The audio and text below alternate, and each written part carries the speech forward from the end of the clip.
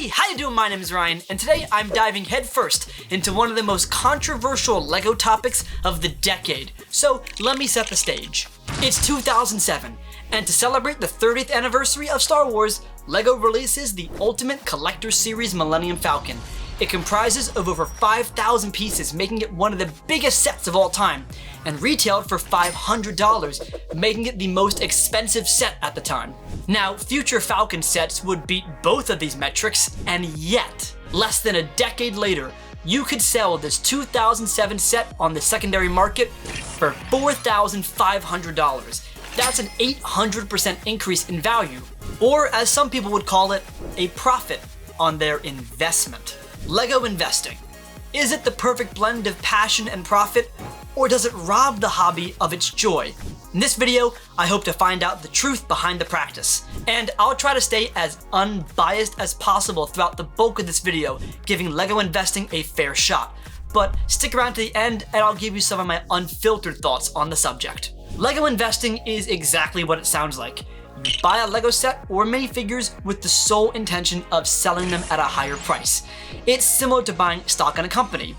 You want to buy when the asset is the cheapest and sell when it reaches peak valuation. Seems simple enough, so take that 2007 Falcon set for example. The set reached its peak value of $4,500 in mid-2016, less than a year after the release of Force Awakens. The 2015 film marked the launch of the Disney era of Star Wars and a renewed fervor for all things a long time ago in a galaxy far, far away. The value of the Falcon set, however, dipped to a low of $987.25 in 2019, right about the time Star Wars fatigue was setting in.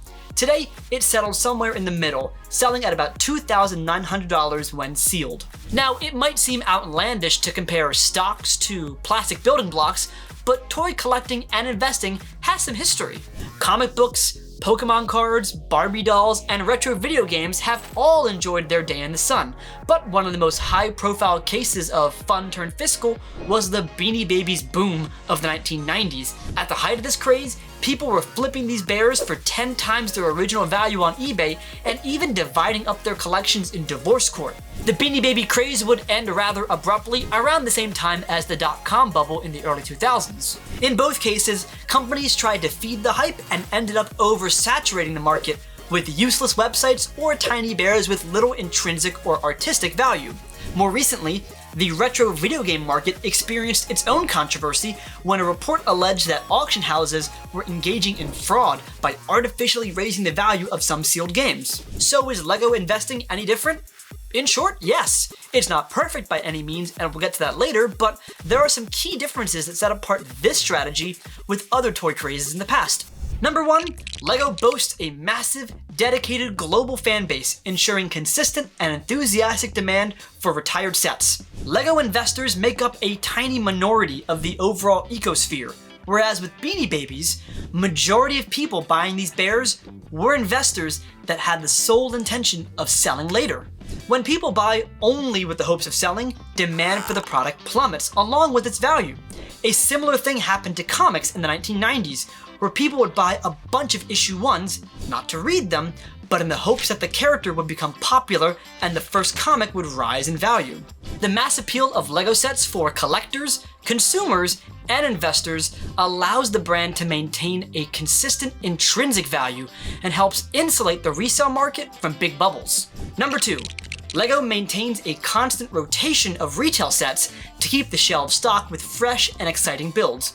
Even the massively popular 2007 Millennium Falcon would disappear from shelves after just 3 years, and we wouldn't see a Falcon of this size again until 2017, when LEGO reimagined the Rust Bucket as a massive 7,500 piece set.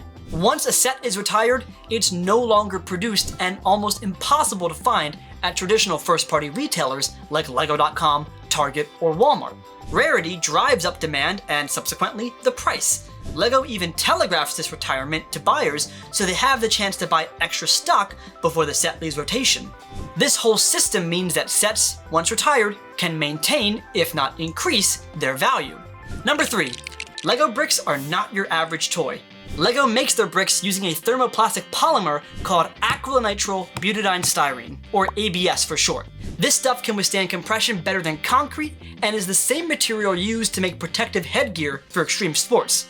This makes Lego bricks uncommonly durable, even out of the box and assembled. Case in point, this is a Lego set from the 1940s, and if you look here, all the pieces still fit together, there's no decay in the plastic, and hardly any discoloration. The only thing that's really been worn down by time is the cardboard box. Compare this to vintage comic books or video games that can rip, tear, and degrade over time, shortening the lifespan of a product. Now, all this sounds great in theory, with the mass appeal, the constant rotation, and the incredibly strong plastic. But what about reality? Does this investment strategy actually work? Well, according to long-term market research, Lego investing began to gather steam around the early 2000s. Since then, aftermarket Lego sets have shown impressive returns, averaging 11% annually. Now, 11% might not sound that big, but that's a faster and better return than gold, bonds, stamps, and even wine. Even the United States stock market averages only 10% per year. For some people, these plastic bricks aren't just a hobby, it's a sound financial strategy. But if we're gonna take Lego investing seriously, we need to look at the downsides of the practice. Now, obviously, as any investment strategy would say, all investing carries risk. Never invest more than you can afford to lose. But what about Lego investing specifically? Well, for one, consider the fact that Lego as a physical asset is incredibly large relative to gold coins or jewelry. Having hundreds of sealed sets like these can take up a lot of room, and while we're on the subject of sealed sets, you have to be mindful of damage to the cardboard box.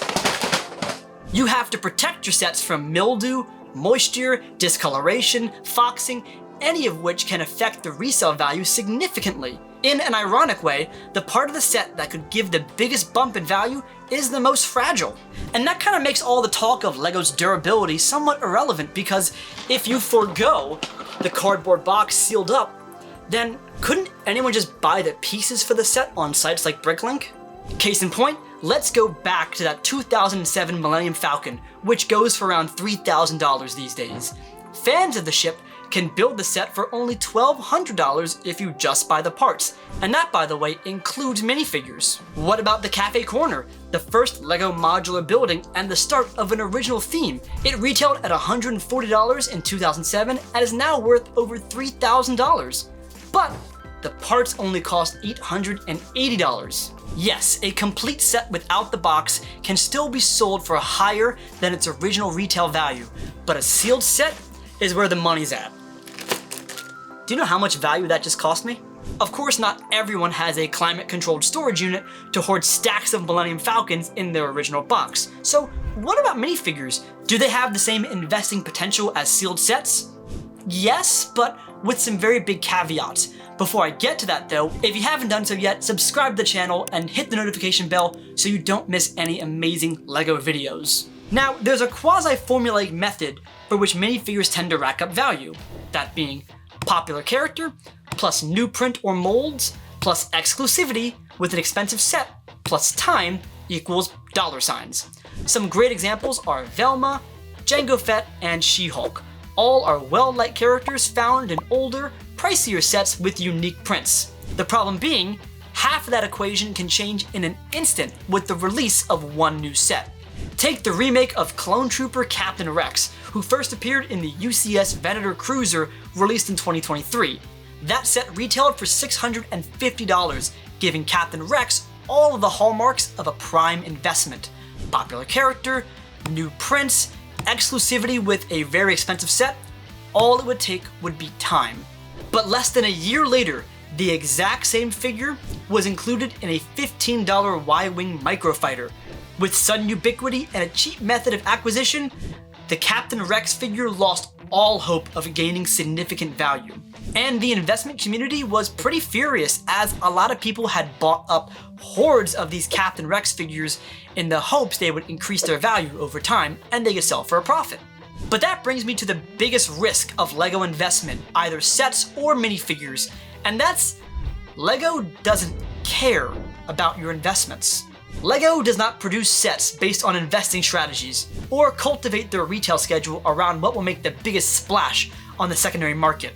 They make sets first and foremost for people who want to open them, build them, play with them, display them, and keep them. The vast majority of people who buy LEGO sets are not primarily interested in resale value or future gains, and those are the people LEGO caters to. But this discrepancy highlights an even bigger challenge with LEGO investing, and that's selling.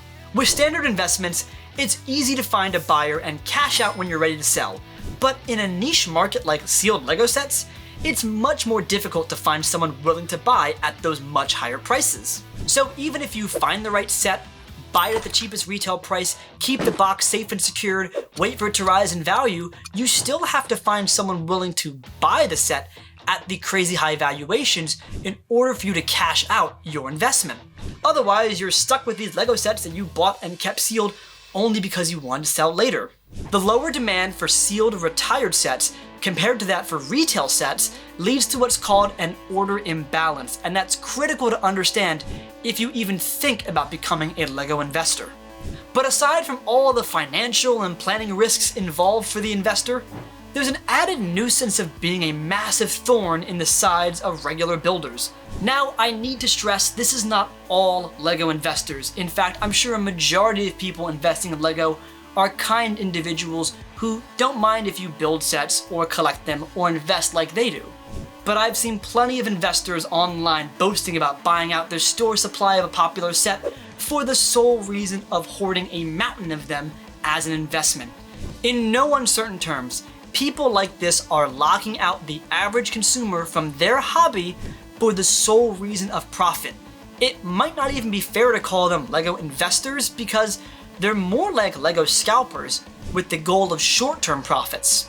Over the past couple of weeks, I've talked to a few toy collectors and retailers about LEGO investing, and they had very few kind words to say about the investor type. One store owner told me, quote, "It used to be I could go to auctions, flea markets, and yard sales and find stuff, but now with all these non-toy people buying for the investment, it makes it truly difficult." Another simply said, quote, "Honestly, it hurts the collector and the average consumer." Now personally, I don't take issue with investing in LEGO as a concept. I think the financial strategy is rather sound as long as you diversify your investments and again, don't spend more than you can afford to lose. Buying sets and figures to sell them later, or buying sets and figures to put them behind acrylic cases for display, both are valid ways to interact with the brand. I just hope your LEGO decisions don't ever detract from the enjoyment of LEGO. The investor stereotype, in a way, has eclipsed the investing practice. The kind of people most LEGO fans hate aren't long-term investors, they're scalpers, taking advantage of a set's scarcity in the hopes of quick profit. A set, by the way, they bought hundreds of before you had the chance to buy one. But the guy who buys a set or two, keeps it sealed and sells it later, I have no issues with that. Even if they have 10, 20, 30 sets. Totally fine by me. Same goes with aftermarket shops or toy exhibitioners. Yeah, their prices might be high, but their philosophy is sound. Will I ever invest in LEGO? Probably not. I tend to buy and display my sets and minifigures for the enjoyment today, not for the profit tomorrow. But whatever you choose to do with LEGO, be it building sets and taking them apart, buying sets, building them and displaying them, or buying sets and keeping them as safe and sound as possible for future returns, just don't be a jerk about it. Never let your choices with LEGO detract from the happiness of others and their interactions with the brand.